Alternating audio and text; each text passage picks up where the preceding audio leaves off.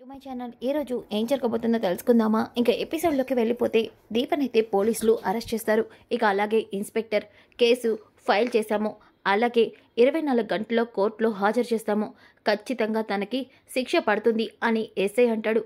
ఆ మాటలు విన్న కార్తీక్ దీప షాక్ అవుతారు. ఇక దీప అయితే, కార్తీక్ బాబు, నేను దశరథ గారిని షూట్ చేయలేదు.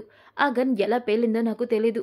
నేను మాత్రం ఆ గన్ను ఎలా వాడాలో కూడా నాకు తెలీదు అని ఏడుస్తూ చెప్తుంది. దీప, అయ్యిందంతా అయింది కదా, ఎందుకు నీకంత ఆవేశం? చెప్తే విన్నావా? ఇప్పుడు చూడు ఎలా అయిందో. ఒక మనిషి ప్రాణాలు తీసే వరకు వెళ్ళింది. కార్తీక్ బాబు, ముందు దశరథ గారికి ఎలా ఉందో ఏంటో, హాస్పిటల్కి వెళ్ళి మీరు చూడండి అని అనగానే ఇక కార్తీక్, దీప, నీకేం కానివ్వను, నేను నీకు తోడుగా ఉంటాను, నువ్వు కంగారు పడకు అంటూ కార్తీక్ అయితే ఇక హాస్పిటల్ దగ్గరికి అయితే బయలుదేరుతాడు. ఇంతలోకి ఒక పక్కన దశరథకైతే ట్రీట్మెంట్ చేస్తూ లోపల ఉన్న బుల్లెట్ని తీస్తూ ఉంటారు. ఇక ఇదంతా చూసిన సుమిత్ర, అలాగే పారిజాతం, జ్యోత్స్న, ఇక శివనారాయణ అందరూ కూడా చాలా ఏడుస్తూ ఉంటారు. ఇంకా అప్పుడే కార్తీక్ హాస్పిటల్లో పరుగు పరుగున అక్కడికి వస్తాడు. వచ్చేసరికి అక్కడ శివనారాయణ, అలాగే సుమిత్ర, జ్యోత్స్న, పారిజాతం ఏడుస్తూ ఉంటారు. ఇక డాక్టర్ అయితే బుల్లెట్ని తీసేసి బయటికైతే వస్తారు. వెంటనే శివనారాయణ, సుమిత్ర వెళ్ళి, నా కొడుకుకేం కాలేదు కదా, చెప్పండి, ఆయనకేం కాలేదు కదా అని వెనకాలనే పేషెంట్ గుండెలో దూసుకెళ్ళిన బుల్లెట్ని అయితే తీసాం, కాకపోతే అది బాగా దూరం నుంచి లోపలికి వెళ్ళడం వల్ల బుల్లెట్ చాలా లోపలికి వెళ్ళింది అని వెనకాలనే ఒక్కసారిగా అందరూ షాక్ అవుతారు. అందుకని తను బ్లడ్ చాలా పోవటం వల్ల ఆయన ఇప్పుడు అన్కాన్షియస్లో ఉన్నారు. ట్రీట్మెంట్ అయితే చేశాము. తను ఒక 24 అవర్స్ మా అబ్జర్వేషన్లో ఉన్నాక అతను స్పృహలోకి వస్తే ఏ విషయమైనా చెప్పగలం అని డాక్టర్ అయితే అంటాడు.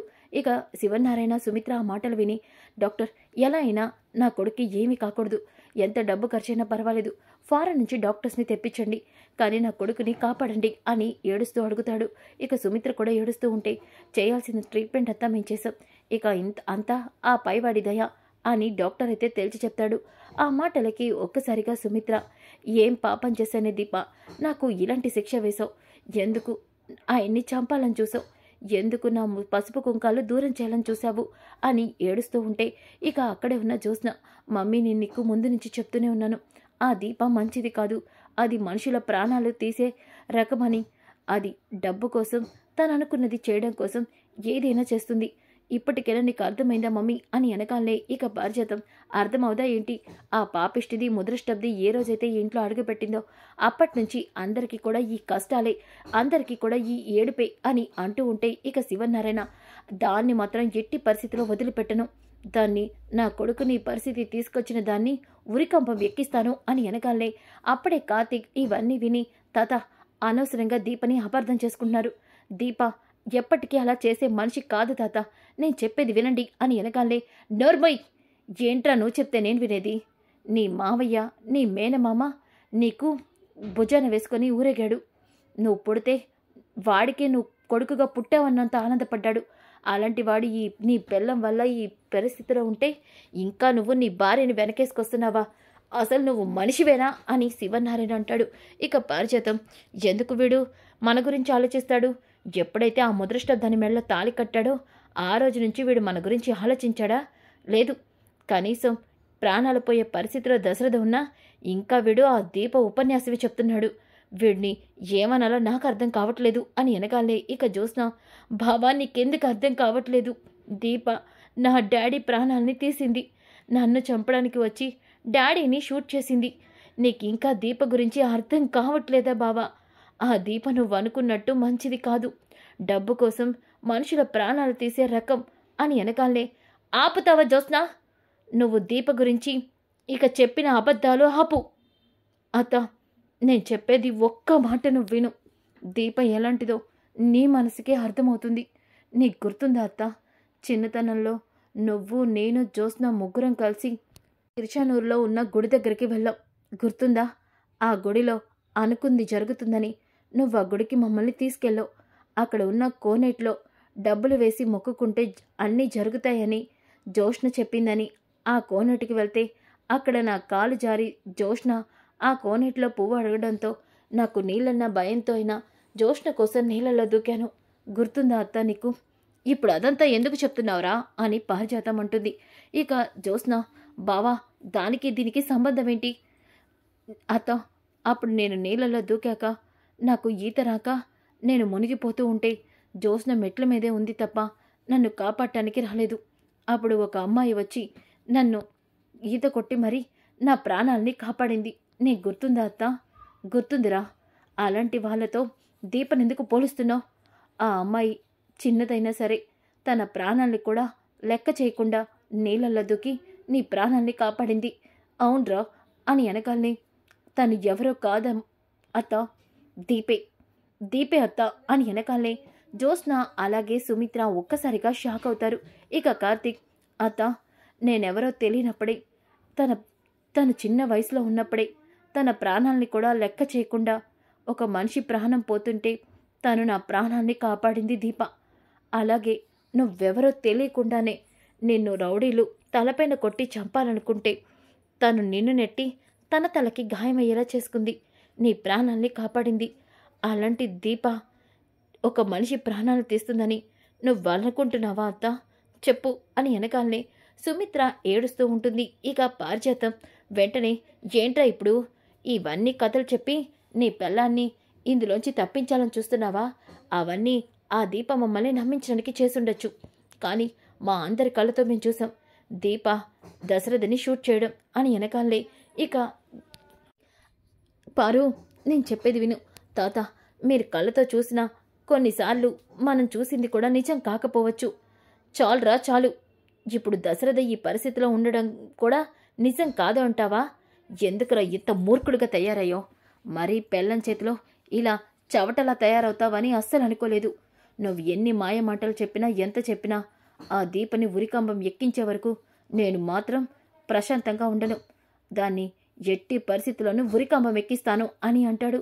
ఒక్కసారిగా కార్తీక్ గుండె ముక్కలైనంత పనవుతుంది. ఇక కార్తీక్ అక్కడి నుంచి వెళ్ళిపోతాడు. ఇక జ్యోత్స్న అయితే కార్తీక్ వైపు చూస్తూ, బావా ఇంకా నువ్వు దీపం నమ్ముతున్నావా అని అనుకుంటూ ఉంటుంది. ఇంకా ఒక పక్కన కాశీ అలాగే స్వప్న ఇద్దరు కూడా భోజనం చేస్తూ ఉంటారు. ఇక దాసు కూడా ప్లేట్తో భోజనం తీసుకెళ్లి ఇస్తారు. ఇక దాసు భోజనం చేస్తూ ఉంటాడు. ఇంతలోకి అప్పుడే స్వప్నకి ఫోన్ వస్తుంది. ఇక స్వప్న, ఫోన్ ఎవరు చేశారు అని చెప్పేసి ఫోన్ చూస్తే అందులో కావేరి నెంబర్ ఉంటుంది. దాంతో పక్కన అత్తయ్య గారు ఫోన్ చేసినట్టున్నారు తిల్లు. చూశాను, భోంచేశాక మాట్లాడతాలే అని చెప్పేసి అంటూ ఉంటుంది. ఇంకా ఒక పక్కన కావేరి అయితే ఇంట్లో చాలా టెన్షన్ పడుతూ ఉంటుంది. అప్పుడే శ్రీధర్ ఇంటికి వస్తాడు.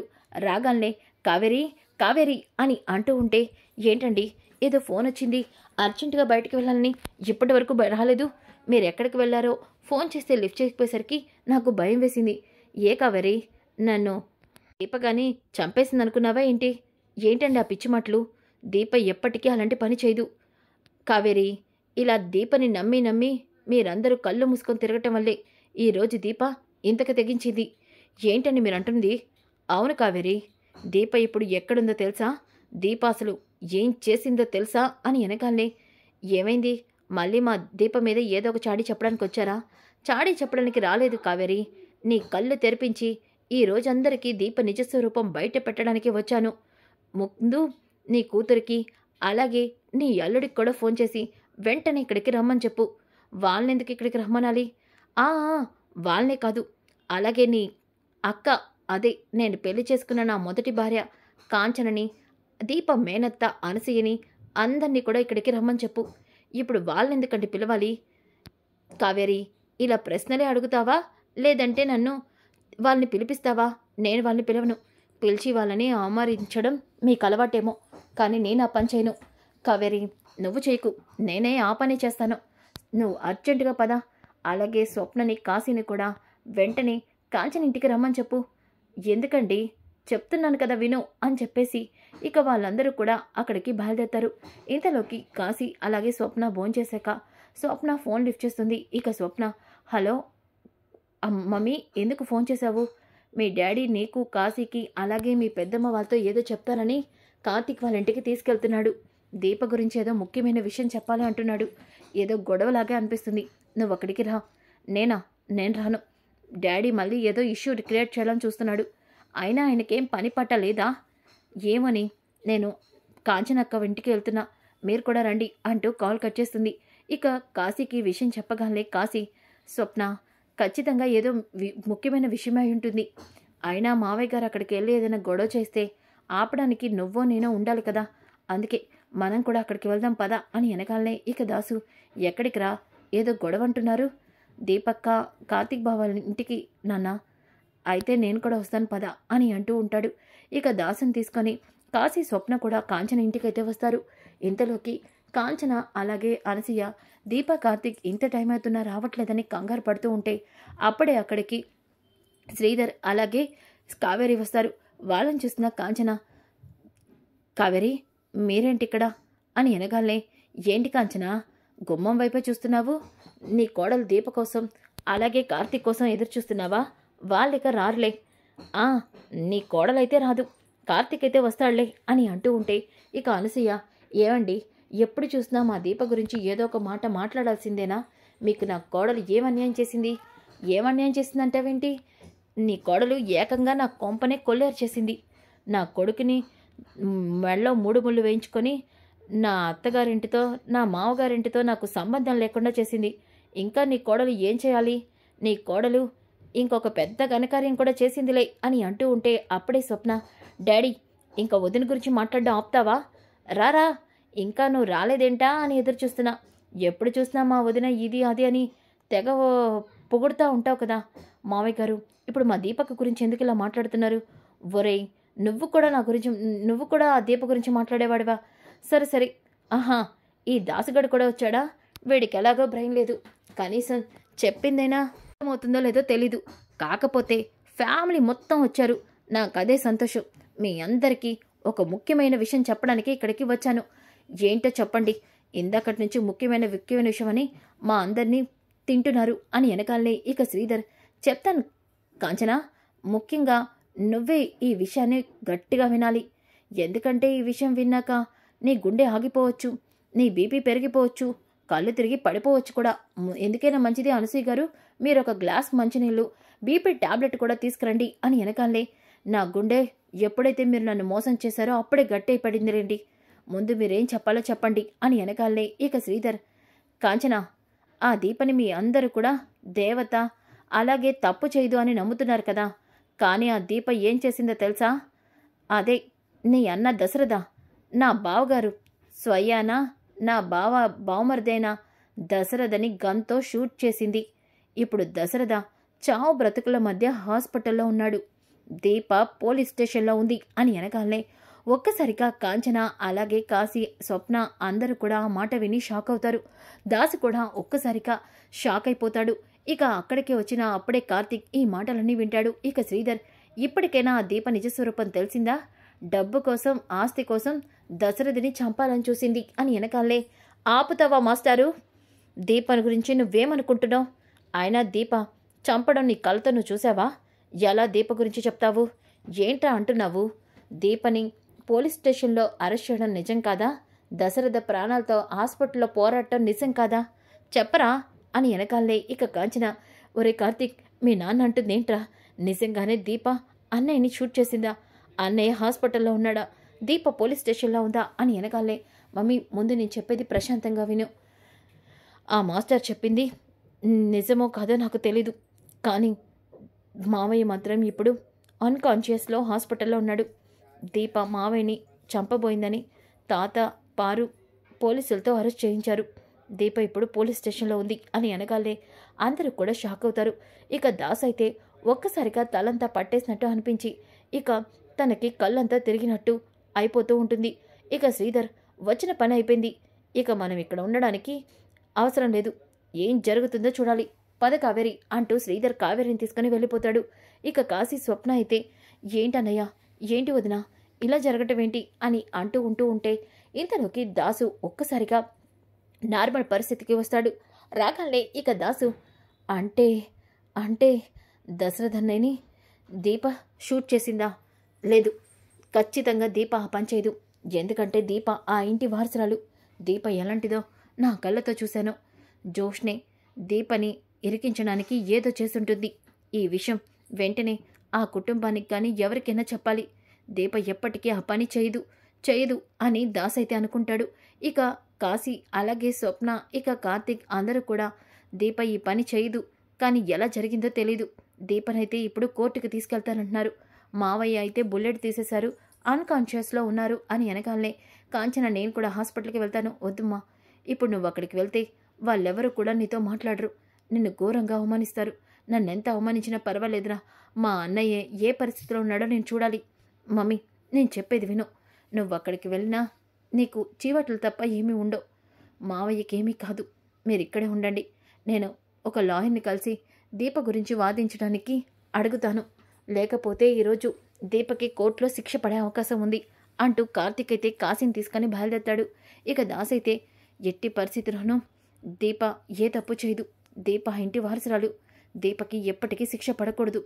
దశరథ అన్నయ్యకి స్పృహ వస్తే నేను దశరథ అన్నయ్యతో జరిగిందంతా చెప్పాలి.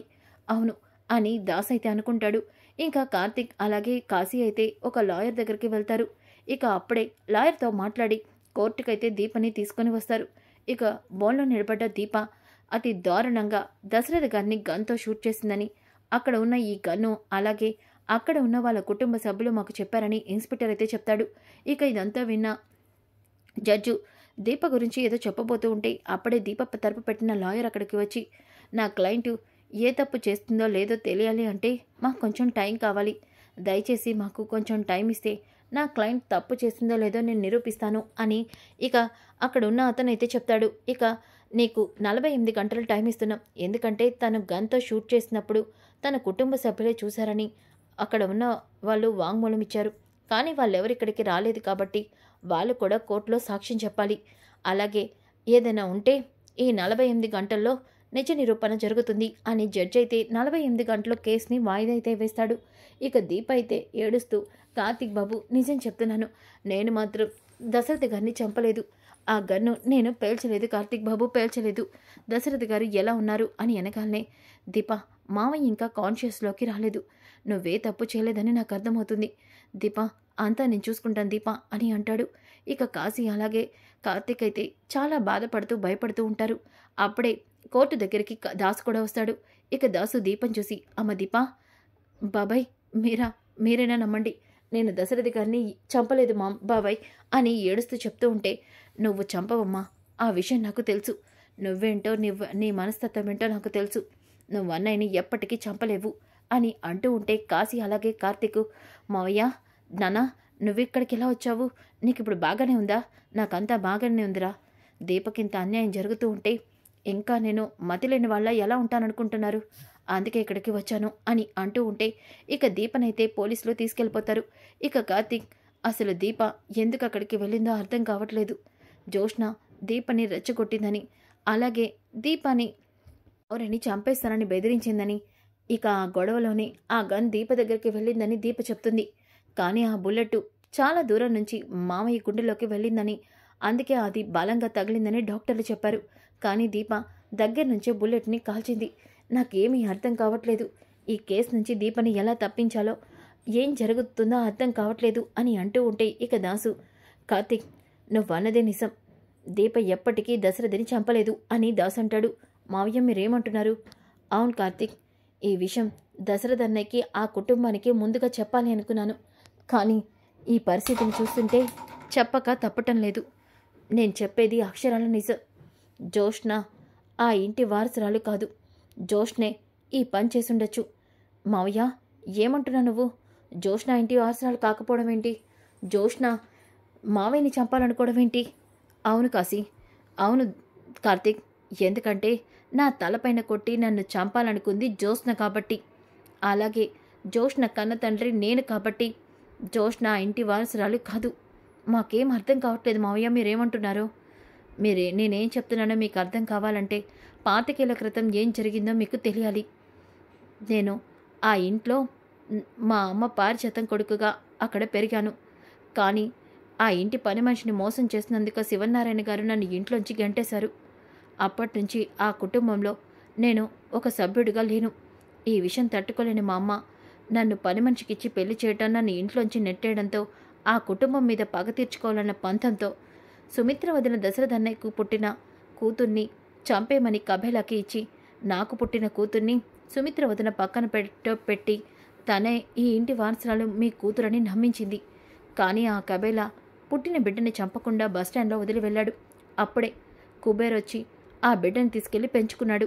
కుబేర్ ఎవరో కాదు, దీప వాళ్ళ నాన్న. ఈ విషయం నాకు ఈ మధ్య కాలంలోనే తెలిసింది. ఇదే విషయం జోష్నకి కూడా తెలుసు.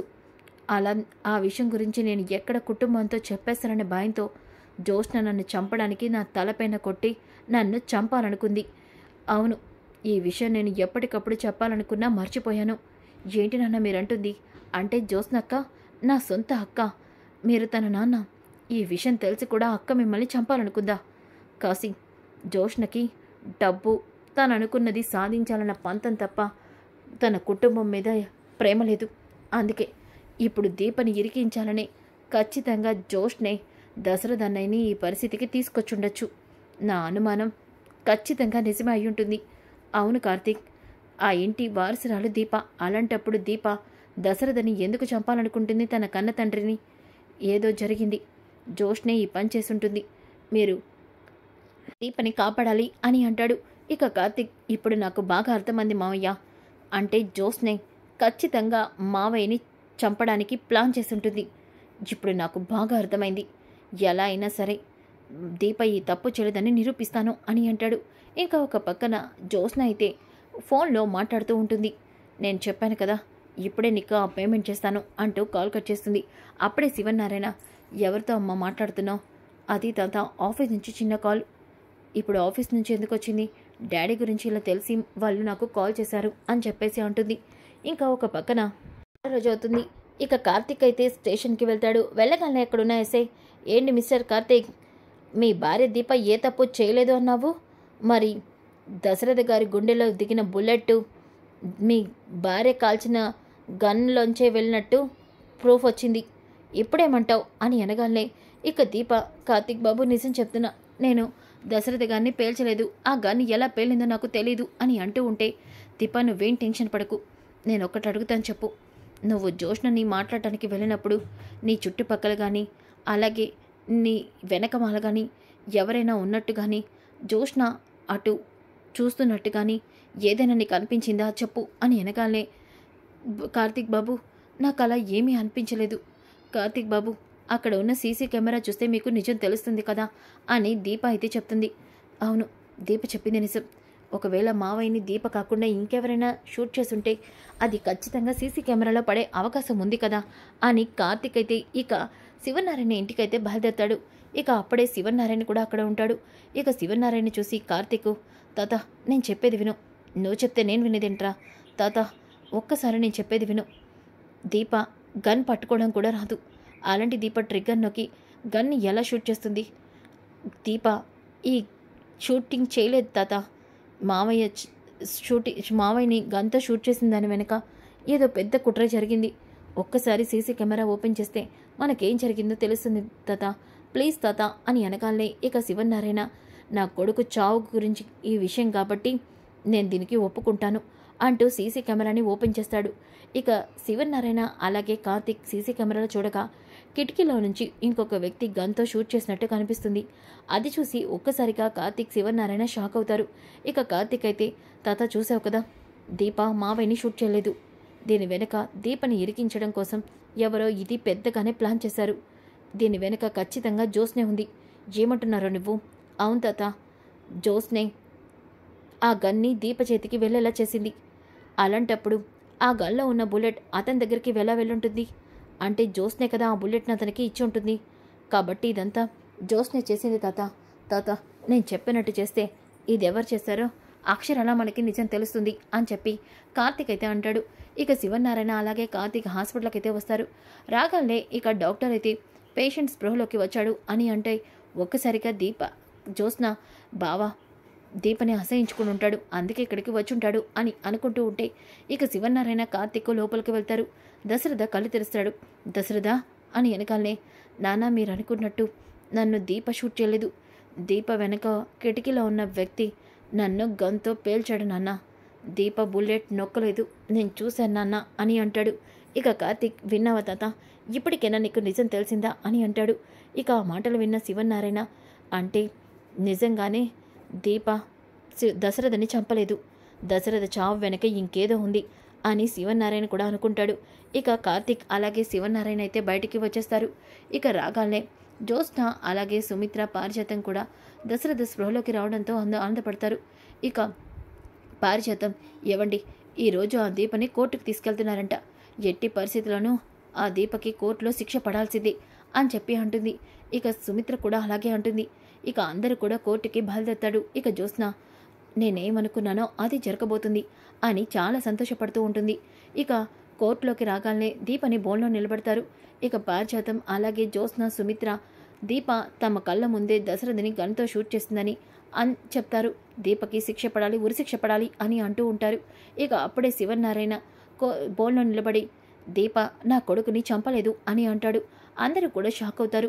దాంతో కార్తీక్ అయితే జ్యోత్స్న వైపు చూస్తాడు. ఇదేంటి తాత ఇలా మాట్లాడుతున్నాడు? తాత చూశాడు కదా దీపని షూట్ చేయడం. కొంప తీసి తాత వెనుక ఉన్న నేను పురమాయించిన ఆ గన్మ్యాన్ని చూసేశాడా, సత్యపండుని అని షాక్ అవుతూ ఉంటే ఇక శివనారాయణ, అవును, దీప నా కొడుకుని చంపలేదు, నా కొడుకుని చంపాలని చూసింది సత్యపండు అంటూ వీడియోని చూపిస్తాడు. ఆ వీడియోని చూసిన ఒక్కసారిగా అందరూ కూడా షాక్ అయిపోతారు. ఇక సత్యపండు వెనక నుంచి దీపని షూట్ చేసినట్టు, అలాగే ఇంట్లో ఉన్న గన్లోని బుల్లెట్ని దొంగతనం చేసి అతన్ని చంపాడంటూ ఇక ప్రూఫ్స్ అయితే దొరుకుతాయి. ఇక సత్యపండుని వెంటనే అరెస్ట్ చేసి తీసుకురమని, దీపని నిర్దోషిగా పంపించమని చెప్తారు. ఇక ఇదంతా విన్న జ్యోత్స్న షాక్ అయిపోతుంది. తాత, ఏంటి తాత, అసలు ఇదంతా నువ్వు మా దగ్గర దాచిపెట్టావేంటి? జ్యోత్స్న, ఒక్క నిమిషం ఆగు అని చెప్పేసి ఇక సత్యపండునైతే అక్కడికి తీసుకొస్తారు. కోర్టు బోన్లో నిలబడ్డ సత్యపండు జ్యోత్స్నే తనకి ఆ గన్లోని బుల్లెట్ ఇచ్చిందని, తనే వెనక నుంచి చంపమని చెప్పిందని జరిగిందంతా చెప్తాడు. ఒక్కసారిగా ఆ మాటలు విన్న లాయర్ అలాగే జడ్జు, ఇక సుమిత్ర, పారిజాతం, శివనారాయణ షాక్ అవుతారు. అంటే జ్యోత్స్నే దీపని ఇరికించాలని వెనక నుంచి గన్తో దశరథని షూట్ చేయించిందని కార్తీక్ నిరూపిస్తాడు. అదంతా విన్న కోర్టు వారు జ్యోత్స్నకి 7 సంవత్సరాల కారాగార శిక్ష విధిస్తారు. అలాగే సత్యపండుకి జీవిత ఖైదు శిక్ష విధిస్తారు. ఇక శివనారాయణ, ఎంత పనిచేశావే, నువ్వు అనుకున్నది సాధించడం కోసం నువ్వు నీ కళ్ళ తండ్రినే చంపాలనుకుంటున్నావా అని వెనకాలే ఇక అప్పుడే దాసు అలాగే కార్తీక్ అక్కడికి వస్తారు. లేదు శివనారాయణ గారు, మీరు అనుకున్నట్టు జ్యోత్స్న మీ ఇంటి వారసురాలు కాదు, తను నా కూతురు, దీపమ్మ ఇంటి వారసురాలు. ఈ నిజం ఎక్కడ బయటపడుతుందనని దీపని ఈ కేసులో ఇరికించి తనని చంపించి తర్వాత కార్తీక్ని పెళ్లి చేసుకొని ఆస్తిని కొట్టేయాలని జ్యోత్స్న ఇదంతా చేసింది అని మొత్తం సాక్ష్యాలతో శివనారాయణ, సుమిత్ర ముందు దాసు అలాగే కార్తీక్ నిరూపిస్తారు. సో ఫ్రెండ్స్, కమింగ్ ఎపిసోడ్ చాలా చాలా ఇంట్రెస్టింగ్గా ఉంటుంది. Don't miss. వీడియో నచ్చితే తప్పకుండా లైక్ చేసి షేర్ చేయండి. Thanks for watching.